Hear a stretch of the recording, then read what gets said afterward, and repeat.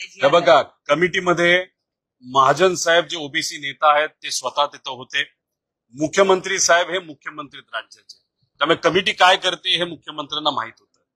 ठीक आहे, एकनाथ शिंदे साहेबांना बाजूला ठेवलं असेल, अजितदादांना बाजूला ठेवलं असेल, तो त्यांचा राजकीय विषय आहे. पण तिथं देवेंद्र फडणवीस साहेबांचं तर लक्ष होतं.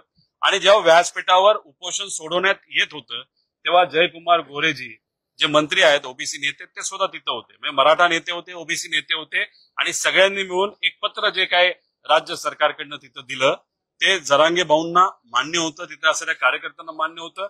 म्हणजे सर्वमान्य चर्चा तिथं झाली, तिथं सर्वमान्य GR हा काढण्यात आला.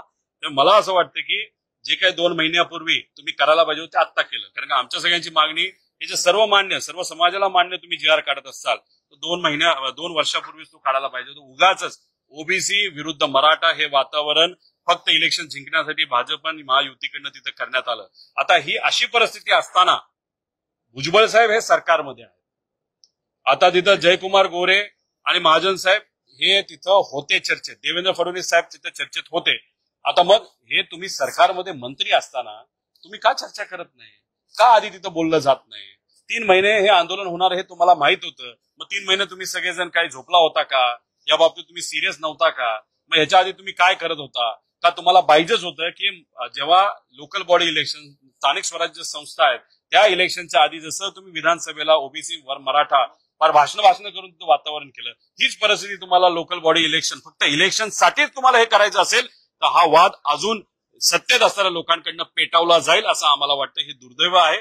अशा पद्धतीने काही गोष्टी न करता कुठेतरी आता समाज जसं केले हा निर्णय निघाला असेल, सगळ्यांनी स्वीकारला असेल. उद्या जाऊन अडचणी येऊ शकतात असं तज्ञांचं मत आहे, ते आपण नंतर बघू. पण आज मुद्द्यावर बोलण्याची जरूरत आहे. शेतकरी, कष्टकरी, युवा, विद्यार्थी, महिला सुरक्षेचे प्रश्न आहेत ते आज महत्वाचे असं आमच्या सगळ्यांचं मत आहे. भाजपच्या सदस्यांचं वर्चस्व आणि अध्यक्ष. आता बघा ना, कालची जी समिती पुढे आली त्याच्यामध्ये सुद्धा भाजपचे नेते मोठ्या प्रमाणात होते. त्यात आता isakal.com आहे देशातील नंबर 1 ची मराठी न्यूज वेबसाईट. प्रत्येक अपडेटसाठी isakal.com ला नक्की भेट द्या. मराठा समाजाचे होते, ओबीसी समाजाचे मुख्यमंत्री स्वतः होते. आता यातून त्यांना काय करायचं होते मला माहित. म्हणजे हा निकाल जो काल दिला तो सर्व मान्य होता. जर ओबीसी नेत्यांना मान्य, मराठा समाजाला मान्य, सामाजिक कार्यकर्त्याला मान्य, तर आमचं म्हणणं असं आहे की 2 वर्षापूर्वी तुम्ही झोपला होता का? हाच निकाल त्यावेळेस तुम्ही का नाही दिला?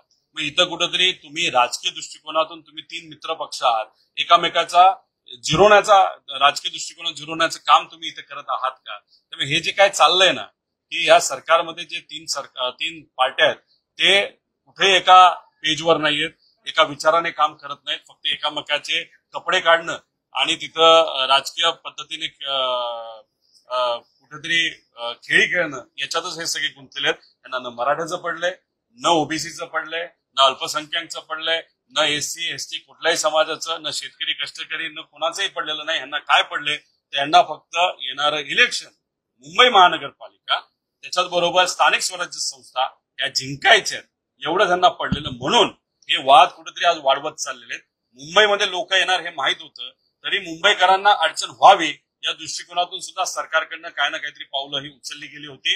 हे जे आंदोलन आहे ते बदनाम व्हावं यासाठी काही पावलं उचलली गेली होती. आणि हा जो निकाल आला तो 3 महिन्यापूर्वी आला असता, आंदोलन होण्यापूर्वी आला असता, तर आम्ही म्हणलो असतो सरकार नक्कीच माणुसकीच्या नात्याने इथं काम करते. पण चाणक्य नीती दाखवण्याच्या नादात महाराष्ट्राचं मात्र आणि समाजाचं मात्र इथं मोठ्या प्रमाणात नुकसान झालंय असं आपल्याला म्हणावं लागेल.